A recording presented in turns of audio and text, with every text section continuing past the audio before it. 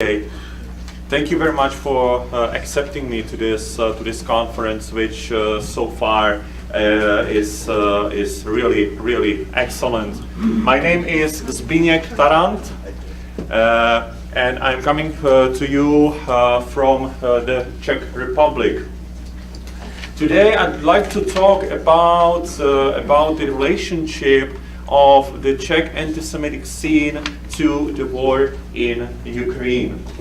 The Russian-Ukrainian war has started 2 years ago, claiming lives of about 8,000, injuries of about tens of thousands, and displacement of about hundreds of thousands.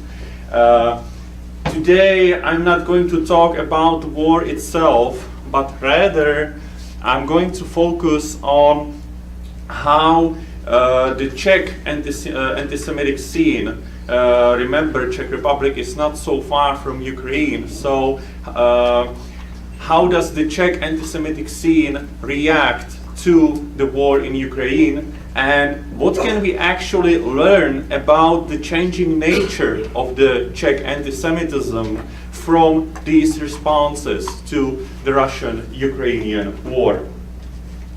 I'm a researcher of anti-Semitism, focusing on cyber hate and new emerging threats. And one of the things I'm trying to do every year, if possible, is that I'm trying to create a map of the whole anti-Semitic cyberspace in my mother language. It is possible thanks to the fact that Czech Republic is quite small, and also thanks to the fact that the Czech anti-Semitic scene has clear linguistic borders. Czech anti-Semites speak majority only in Czech. Maps like these, created by the method of social network analysis, allow you to continue with the research, use the data for any other subsequent surveys. One of them is that I'm trying to analyze the background from which the anti-Semitic content is being produced. Whether it's neo-Nazis, whether it's Islamists, which are actually not so relevant in my country. And by doing surveys like these for several past years, I have started to notice some interesting trends. One of these trends is the fact that while in 2010 most of the anti-Semitic content in the Czech language was had been produced by the neo-Nazis, since 2010 there has been a change. The neo-Nazi movement in the Czech Republic has been going through internal crisis, which also led to a certain decline of activities both in the streets and in the cyberspace. However, the vacuum created by this decline of the neo-Nazi activities has been quickly filled by another kinds of movements and as well, and again, websites. Unfortunately, it is very difficult to label these movements and websites according to one clear ideology. I'm here choosing the name conspiracy theories and esotericism. These are websites that combine postmodern esoterica with New Age, conspiracy theories, anti-globalism. It's a one very specific scene, which is difficult to grasp with a single term, and which reaches both to the left and to the right. And this scene has been growing in the last 6 years. And these are some of these websites. Some of them have appeared in the last 2 or 3 years. Some of them are a little bit older. And if you look on what do the Czech anti-Semitic websites think about Ukraine if you label the websites according to pro-Ukraine or pro-Putin position or ambivalent position, you can find that while the neo-Nazis, who are in decline these days, or as we will see what the migration crisis will do with this, but the neo-Nazis have been in certain decline. The neo-Nazis themselves seem to be split over the issue of Ukraine. On the other hand, the conspiracy theory websites, all those websites about UFOs and fake moon landings and chemtrails and 9/11 conspiracy theories, they are very strongly pro-Russian. And it is these conspiracy theory websites which also dominate the Czech anti-Semitic scene. So, one of the preliminary conclusions could be that the Czech anti-Semitic scene is being taken over by activists who have pro-Russian ideas. This becomes even more significant if you focus on the top 20 most influential Czech anti-Semitic websites. Of course, not all websites are born equal. Some of the websites are bigger and more influential, some of them are smaller. If you look on the big and most influential anti-Semitic websites in the Czech Republic, the top 20 of them are actually only pro-Putin. And you can get the same results when you look on the movements themselves. Most of the anti-Semitic movements in the Czech Republic, there seems to be so many of them, but they are actually very small. But most of these anti-Semitic movements in the Czech Republic are very strongly pro-Putin. You could find some neo-Nazi splinter groups who were pro-Ukraine and anti-Putin, but some of these anti-Semitic pro-Ukrainian voices have been silenced in the last 2 years. And I'm going to show you the example in a minute. So, one of the most active anti-Semitic parties in the Czech Republic is the neo-Nazi party named Workers' Party.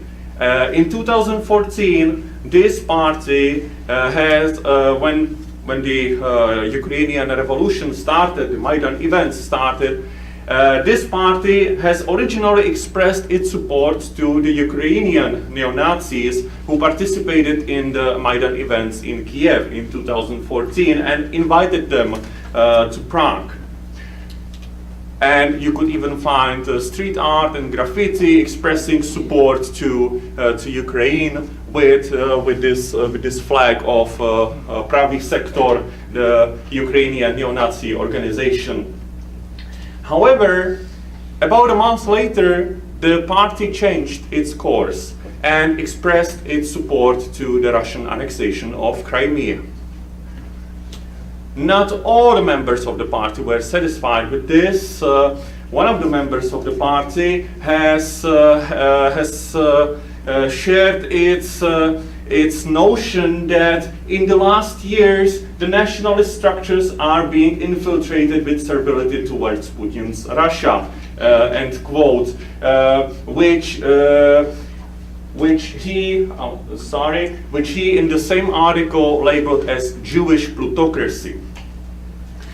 The discussion inside the neo-Nazi Workers' Party continued until summer 2014, when Eric Lamprecht, the vice chairman of the party, has published an article in which he basically shared his idea that, yeah, it is true that the world is dominated by the Jews who control both America and Russia, but from these two, the Russia seems to be still something somewhat more acceptable for us. So we side with Russia. It should be, we should realize that it is not easy to be a neo-Nazi and a supporter of Putin. First, you've got the problem with the loyalty dilemma to the Ukrainian neo-Nazis. Basically, the Czech neo-Nazis have thrown their comrades off board. they have abandoned them. How are you going to reconcile the National Socialist anti-communism with the nostalgia for the Soviet past that you can now hear in the Putin's Russia? How are you going to reconcile the Russian imperialism with the local nationalisms? The Ukrainian one, for example? And how are you going to react to the Putin's war on fascism rhetoric? Well, very simply, you can do it as as the other anti-Semitic party in the Czech Republic does it. You label everyone else to be fascists, even though it is actually you who are fascists. This rhetoric is actually very well proven. It was a typical rhetoric inside Soviet Russia and also the communist Czechoslovakia. The pro-Putin positions of this radical anti-Semitic party called National Democracy are so strong that they actually bring it on the same ground with neo-Stalinist far-left movements whose flags you can then see on their rallies and marches. They seem to have no problems with that. These positions are so strong that the members of this party, for example, here the vice chairman of the party, Ladislav Zbynek, went to the eastern Ukraine to act as observers in the elections inside the Donetsk the so-called Donetsk People's Republic, an act for which Ladislav Zbynek has been awarded by number 14 on the Ukrainian sanctions list, a couple of places below Jean-Marie Le Pen. Now, how does anti-Semitism enter all this? First, you have this problem that the war between Russia and Ukraine is a war between two brother nations. How is it possible that Russians and Ukrainians are in a war against each other? Well, it's the Jews who caused the war, of course, who set Ukraine against Russia. And another thing is that Russia was seeking some proxies, some movements it could use to shape the domestic discourse inside Central Europe. And by reaching out like this, the friends they have found were these anti-globalist and conspiracy theory websites and movements. And while the Russian propaganda started to cooperate with these people, unfortunately, anti-Semitism comes in the same package. So what you can hear, for example, that the US and Israeli intelligence was somehow involved in the Maidan events in 2014, or, and I'm not making this up, that Israelis and Jews supported the Ukrainian neo-Nazis. Israel is also blamed for being involved in the disappearance of the Malaysian flight 3370 and the destruction of the flight number 17 over eastern Ukraine. And of course, there is still the good old returning myth that the Zionists want to create a second Jewish state in eastern Ukraine. Here are some examples. Israeli connection to the Ukrainian revolution confirmed. Shaky coalition of the nationalists and the majority Jewish oligarchs in Ukraine. This has been published by the most influential neo-Nazi website in the Czech Republic. And here, article actually coming originally from Max Blumenthal, but translated into Czech. How the Israel lobby protected Ukrainian neo-Nazis. And as for the two plane, the Malaysian plane, the conspiracy theory goes on like the Mossad has kidnapped the plane that disappeared over the Indian Ocean. Now there is a picture that proves that this plane has been found in the hangars of Ben Gurion airport in Tel Aviv, and that the Jews and the Israelis are trying to use these airplanes to create either a new 9/11, or that they have used this airplane to put blame on Russia after something was shut down over eastern Ukraine. It was supposed to be this airplane. And of course, the returning myth about this plans for second Israel in eastern Ukraine. Well, we could discard all these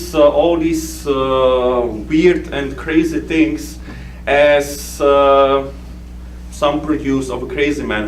However, these conspiracy theories, they shape the policy making, they shape the decision making, friend making, they shape the actions and decisions of the people who believe in them. And these people apply these conspiracy theories about the Ukrainian war back to the Czech Republic. So, on the 25th anniversary of the Velvet Revolution, which brought down the communist regime in the former Czechoslovakia, the leader of the anti-Semitic party National Democrats, Adam Bartoš, said the following: "The secret services of the US and Israel want to force a new change upon us," because, you know, the Velvet Revolution in 1989 was a Mossad conspiracy, of course. "Their goal is to divide the nation, induce conflicts and disturbances, civil war. Their tactic is Maidan. Their goal is disintegration, similar to the one they have managed to achieve in Ukraine." And as he was saying these words, the flags of Novorossiya, the Russian project for the eastern Ukraine, and flags Stop Prague Maidan in the colors, in the Russian military colors of the St. George's ribbon, these colors were being flown in the air. And actually you could see people wearing these so-called St. George's ribbons, the symbols of Russian military, not only on rallies that are connected to Ukraine, but also on all other rallies organized by these movements. It's those small, it's the same ribbons the soldiers who started the occupation of Crimea have been wearing on their uniforms. And these pictures come from a demonstration that is not about Ukraine. It's about immigration. It's an anti-immigration, anti-Muslim demonstration, but yet they still feel the necessity to bring this Russian military symbol with them. And this picture is from the last week. Again, flag of the Donetsk People's Republic, this one, the Donetskaya Respublika, is being flown in the air, while Adam Bartoš, the leader of the party, you have him here, the leader of the party has delivered such a violent speech with anti-Semitic undertone that he has been arrested by the police immediately on the stage. So, to some conclusions, my time is very limited, so I cannot present everything I would want to. But while you could find examples of anti-Semitic conspiracy theories and anti-Semitism being used by both parties in the Russian-Ukrainian war, in the Czech Republic, the pro-Ukrainian anti-Semitic voices have been silenced by the pro-Russian ones. The anti-Semitic scene in the Czech Republic sees Russia, Putin's Russia, as a strong wall against the so-called New World Order, against the globalist conspiracy of the United States and Israel. And despite the fact that the war has no relevance to Israel at all, Israel is still being taken into this conflict because what kind of a conspiracy would it be if there were no Jews involved? And who is the representative of the Jews worldwide? Israel, of course. So again, Israel is becoming a scapegoat of somebody else's conflict. Thank you very much.